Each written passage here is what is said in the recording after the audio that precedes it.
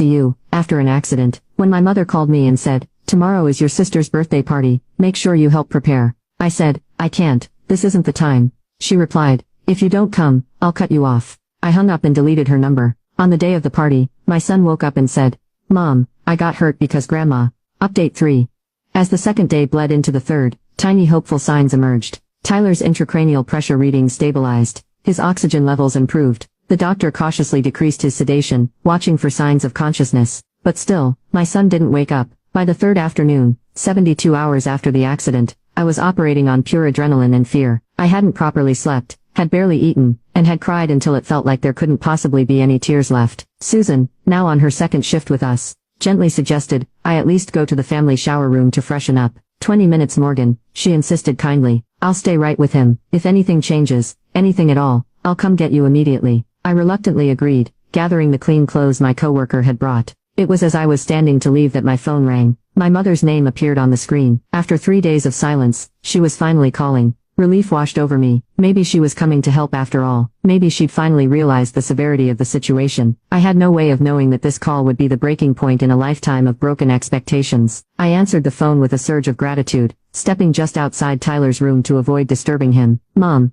thank you for calling. It's been so hard." My mother's voice had that crisp, efficient tone she used when delegating tasks. "I'm finalizing the arrangements for Vanessa's birthday dinner tomorrow. I need you to come over early to help prepare. Around 2 should work." For a moment I thought I'd misheard her. Surely she couldn't be talking about a birthday party when her grandson was lying unconscious in intensive care. "Mom, I can't leave the hospital. Tyler is still in critical condition." I spoke slowly, thinking perhaps she didn't understand the gravity of the situation. "He hasn't woken up yet." "I understand that, Morgan," she replied with a hint of impatience. "But the doctors and nurses are taking care of him. There's nothing you can do by just sitting there, and this is important to your sister. Vanessa has been planning this dinner for months." The hallway seemed to tilt slightly as the full impact of her words hit me. 3 days of terror and exhaustion had worn my defenses thin, and I couldn't muster my usual placating response. "My son might be dying," I said, my voice rising despite my effort to stay calm. "Tyler, your grandson, he was hit by a car. He has brain swelling and internal injuries. I'm not leaving him to arrange finger sandwiches for Vanessa. There's no need to be dramatic." My mother sniffed. "Tyler is getting the best medical care, and your constant hovering isn't going to change his condition. Family obligations don't disappear just because you're facing challenges." "Challenges?"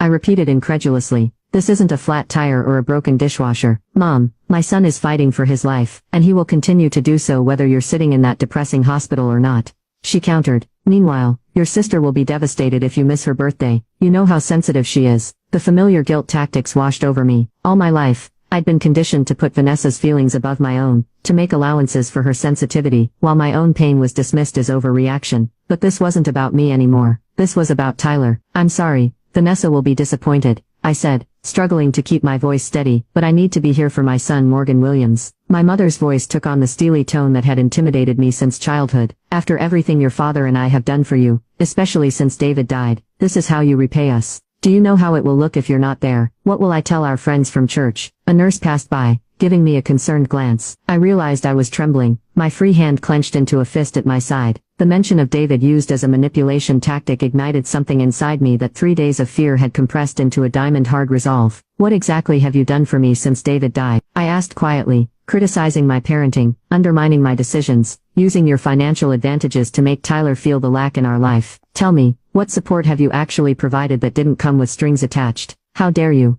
she gasped. "We've given you money when you needed it. We've included you in family gatherings despite your constant attitude. We've maintained our relationship with Tyler even though you moved him across town away from us." Each accusation landed like a physical blow, but instead of cowering as I normally would, I found myself standing straighter. "I moved across town because I found an apartment I could afford near a good school. I've never had an attitude about family gatherings. I've simply asked that you respect my work schedule, and Tyler's activities. And yes, you've given us money occasionally, always with the reminder of how desperately we need it, and how fortunate we are to have your charity. This is exactly what I'm talking about," she huffed. "You twist everything into some sort of attack. This kind of victim mentality isn't healthy for Tyler, you know. Look where your independence has gotten you now." The implication that Tyler's accident was somehow a consequence of my inadequate parenting sent ice through my veins. For a moment I couldn't speak, her words feeding the guilt that had been my constant companion since the accident. If I'd forbidden him from riding on that trail, if I'd insisted on driving him myself, if I'd been a better mother. "Morgan," my mother continued, sensing weakness, "be reasonable. The party starts at 6. You can spend the morning at the hospital. help with preparations, attend the dinner, and be back before Tyler would even know you were gone. This stubborn streak of yours has always been your downfall. I glanced back through the window of Tyler's room. Susan was adjusting his blanket with motherly care. Beyond her,